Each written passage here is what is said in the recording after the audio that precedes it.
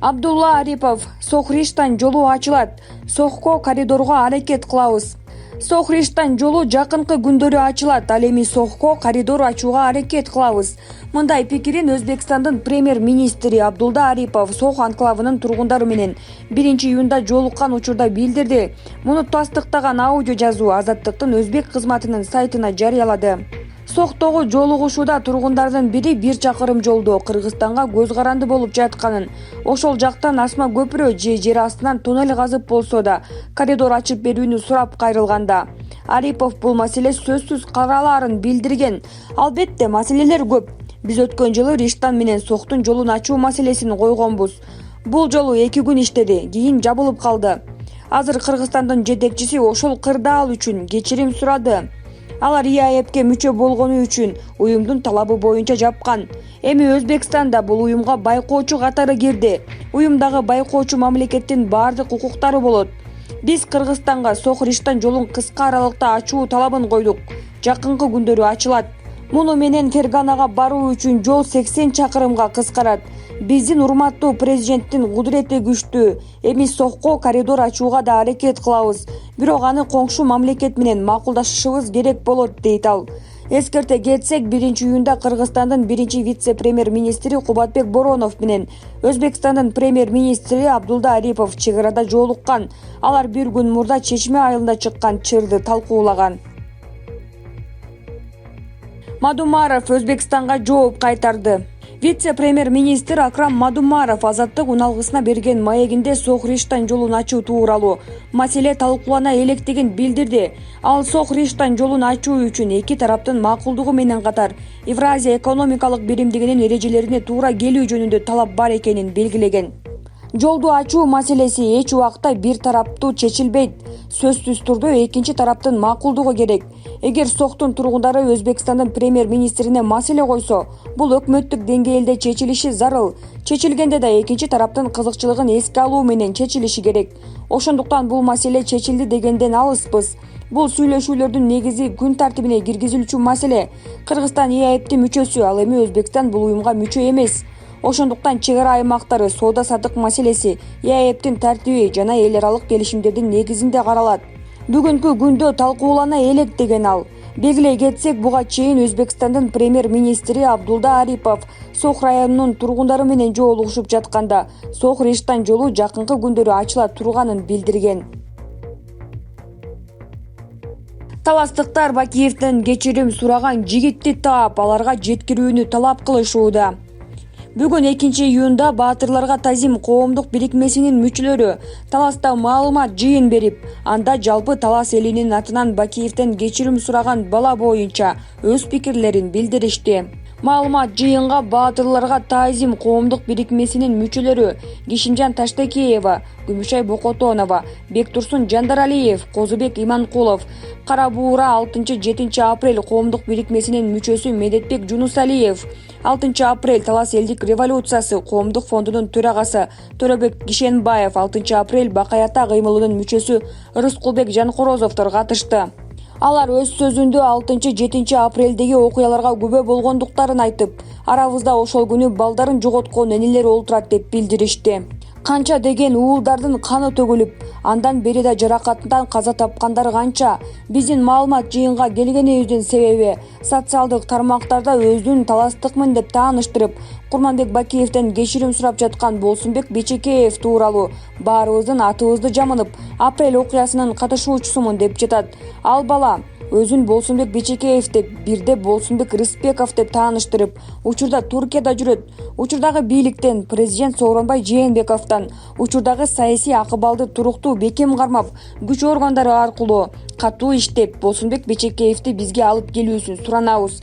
Чындык ал тарапта болсо, биздин алдыбызда балдарын жоготкон энелердин алдында сүйлөсүн келип, дейт маалымат жыйындын катышуучуларынын бири. Сейтек Атамбаев атамдын эң жакшы көргөн баласы Шоопур Сатардын уулу Икрамжан болчу. Кээ бир учурда саясатка байланыштуу атам менен пикир келишпестиктер болду. Шоопур жана башкалардын түздөн түз кесепети дагы тийди. Алыс кетпей эле жанында жүргөн кишилер жамандагандар болду. Мени жаман көргөндөр дагы деле бар болушу керек. деп айтып берди Алмазбек Атамбаевдин уулу Сейтек Атамбаев онлайн каналдардын бирине. Атамдын мүнөзү курч, көк беттиги бар, оңой менен моюн сунбайт. Ошол сапаттары бир жагынан жакшы, бир жагынан жаман нерселерге алып келет. Саясатта кээде көк беттикти да тизгиндеш керек. Мен эми ал кишиге акыл үйрөтө албайм. Менден улуу, акылдуу, көп деле жолугушчу эмеспиз. Жамандык жакшылыктарда, майрамдарда жолугушчубуз. Анын эң жакшы көргөн баласы Шоопур Сатардын уулу Икрамжан болчу. Эң көп убактысын ошону менен өткөрдү. Бул баарына белгилүү чындык. Биз менен кез-кезде жамандык жакшылыктарда чогуу болуп калганда, убакыт болсо, моменти келип калса, саясаттагы кээ бир туура эмес нерселерди жеткиргенге өзүмдүн деңгээлимде аракет кылчумун. Маанайы жакшы болсо тамашага салып кабыл алчу. Маанайы жок болсо, сен эмнени билесиң же ошол жакта иштеп жатасыңбы деп койчу, деп агынан жарылыптыр. Сейтек Атамбаевдин айтымында атасын анга анын шоопуру, жан сакчылары айланчыктап жүргөндөр түрттү. Путиндин ордуна президент болуп келе турган адамдын аты тар чөйрөдө айтыла баштады. Владимир Путинге болгон ишеним 25%га чейин төмөндөдү. Апрель айында ал 28%ды түзгөн. Бул тууралуу Левада Центр борборунан билдиришти. Маалыматка ылайык, Левада Центр борбору сиз эң ишенимдүү 5-6 саясатчыны атап бериңиз деп сурамжылоо жүргүзгөн. Жыйынтыгында Россия Федерациясынын президенти Путиндин саясий рейтинги бул жолу болгону 25%ды түзө алган. Бирок Путиндин дагы болсо Россияда саясатчылардын рейтингинде биринчи орунда турат. Ал эми россиялыктар коргоо министри Сергей Шойгуга 14%, премьер-министр Михаил Мишустинге 11%, ЛДПРнин лидери Владимир Жириновскийге 10% жана Алексей Навальныйга 4% ишеним көрсөтүшкөн. Ошондой эле сурамжылоого катышкандардын 16% эч кимге ишенбестигин айтышса, 33% добуш берүүдөн баш тарткан. Белгилей кетсек, учурда Россияда саясий ички талкуу акырындык менен күч алды. Путиндин хан тактыдан толугу менен кетиши айтылууда. Айрым такталбаган маалыматтарга таянсак, Москва шаарынын мэри Сергей Собянинге оомат келип, президент болуп калышы ыктымал. Эске сала кетсек, Сергей Собянин 1958 21 июнда төрөлгөн, үй бүлөлүү 2 кыздын атасы. Булак Назар Ньюс, Чекит Кейджи. Баткен, Кыргыз-Тажик чек арасында чыр чыкты. Кыргызстандын мамлекеттик чек ара кызматы 2 июнга караган түнү Баткенде Кыргыз-Тажик чек арасында чатак чыкканын жана анда курал колдонулганын билдирди. Маалыматка караганда Баткен районунун Эски Таш аймагында түнкү саат 01:20 чамасында Тажикстан тараптан белгисиз адамдар аң улоочу куралдан Ош-Исфана автожолунда бара жаткан кыргызстандык жаранга бир нече жолу ок атышкан. Кыргызстандык айдоочу октон жеңил жаракат алып, Самаркандек айылдык ооруканасына жеткирилген. Мекеме окуя болгондон кийин эки тараптын укук коргоо органдарынын өкүлдөрү жолугушканын, милиция чатак болгон жерде тергөө иштери жүрүп жатканын кошумчалады. 2 июнь саат 10-догу маалымат боюнча Кыргыз-Тажик чек арасында кырдаал туруктуу экени кабарланды. Тажикстан тарап бул окуя тууралуу азырынча комментарий бере элек. Жогорку кеңеш комитети коррупция боюнча соттолгондорду жана анын жакындарын депутаттыкка аттанууга тыюу салган мыйзам долбоорун колдогон жок. Бүгүн 2 июнда парламент комитетинде коррупция боюнча соттолгондорду жана анын жакындарын депутаттыкка аттанууга тыюу салган мыйзам долбоору каралды. Мыйзам долбоору боюнча депутат Тазабек Икрамов коррупция боюнча соттолгон жарандардын жогорку кеңештин депутатына шайлоого катышуусуна тыюу салуу сунушталып жатканын айтты. Ал билдиргендей, бул коррупцияга каршы күрөшүүнүн жакшы методу. Ошондой эле ошол берене боюнча соттолгондордун жакын туугандары өз талапкерлигин кое алышпайт, дейт Икрамов.